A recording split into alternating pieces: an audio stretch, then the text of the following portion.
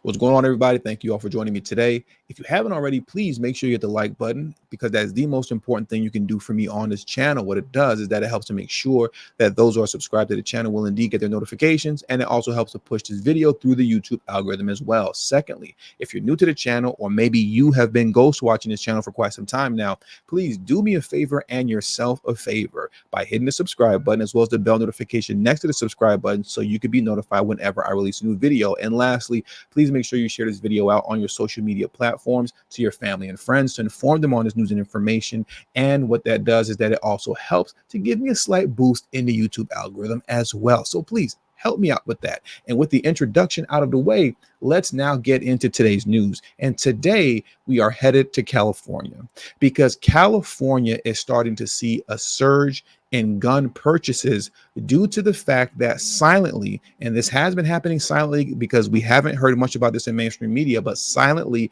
Operation Lone Star has been working and has been effective in shifting Biden's migrant crisis away from the Texas border and to the California border, in which many migrants are now crossing the border at San Diego, flooding the streets of San Diego and the neighboring border cities, to which people are now concerned for their safety and purchasing guns in mass. But the thing is that this isn't just happening in California. It's happening throughout the country as well. So before we head to California, what I want to do first is head to Oregon. So let's get into this article here first, titled "Oregon Sees Massive Surge in People Trying to Buy Guns." Let's jump into this article right now. According to recent data from the National Instant Criminal Background Check System, NICS, released by the Federal Bureau of Investigation, FBI, Oregon has seen a recent surge in firearm background checks.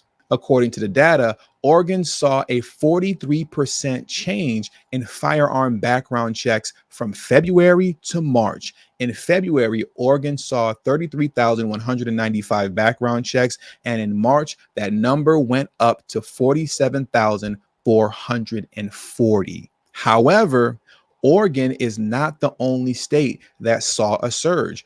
Both Alaska and Idaho saw a 34% change. Alaska saw 5,200 background checks in February, and in March, that state saw the number increase by over 1,000. Idaho saw 16,601 background checks in February, and that number increased by 5,000 in March. Meanwhile, Kentucky saw the greatest number of background checks in 2 months, with over 300,000 background checks each month. I'm not going to lie, you guys are doing the most in Kentucky right now. 300,000 background checks back to back. That's a large number. That is a large number. But anyways, I digress. Let's carry on, because now what I want to do is head over to California, which is what you all came here for, because Californians are buying up guns after Border Patrol starts dumping thousands of migrants on the streets. Customers packed Cory Guttrell's small gun store northeast of San Diego on a recent Friday afternoon. Many people buying pistols at Firearms Unlimited California said they were concerned about the massive number of migrants being released onto the local streets after the area became a hub for the crisis at the border, which is just 25 miles from El Cajon, a Southern California suburb of 105,000 people. My wife and I have had home defense guns for many years. Recently, though, with the stuff that's happening south of the border and all the people coming over, my concerns have broadened, said Keith Carnival, one of the shop's customers, who has armed his entire family. I don't think it's just the people that are coming over to try and find work.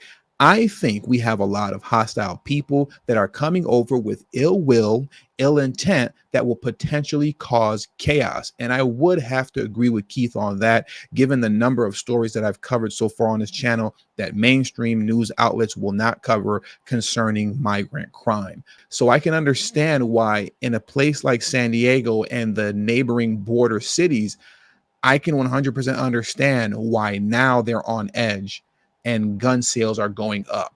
I get it, because when you look at what's happening in New York City and the news that's coming out of there with all of the migrant hostile situations going on, yeah, If I was in one of those border towns, I'd probably be strapping up too.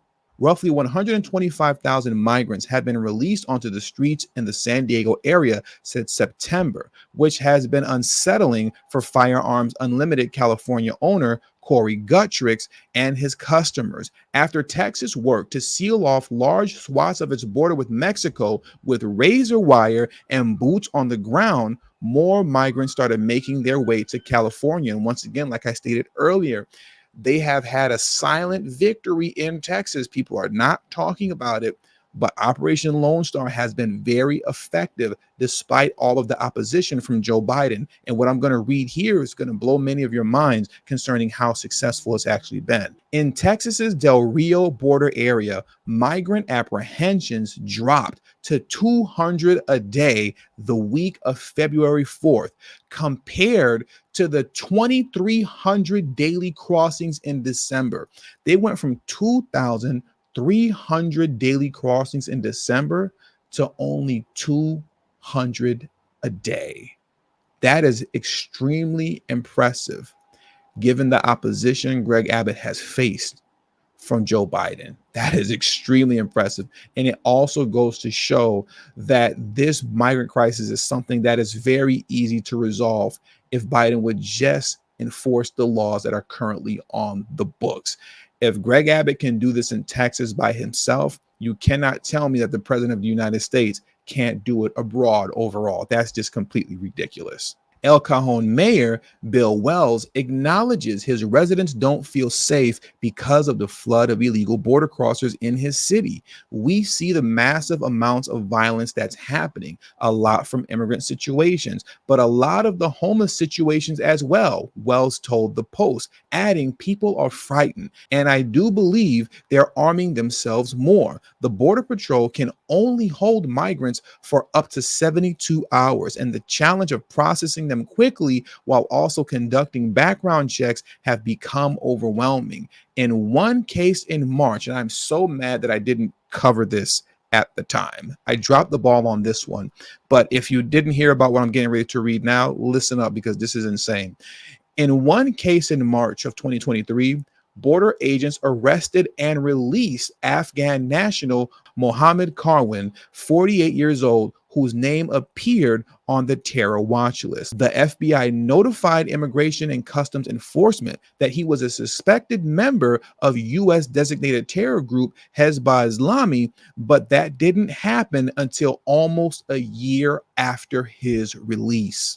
ICE arrested Karwan on February 28th in San Antonio, Texas, but an immigration judge subsequently ordered his release again without knowing of his alleged ties to a group that has carried out numerous deadly attacks on U.S. soldiers in Afghanistan. The Department of Homeland Security told the Post that Karwan is currently in custody after being free for, what did they say, over a year?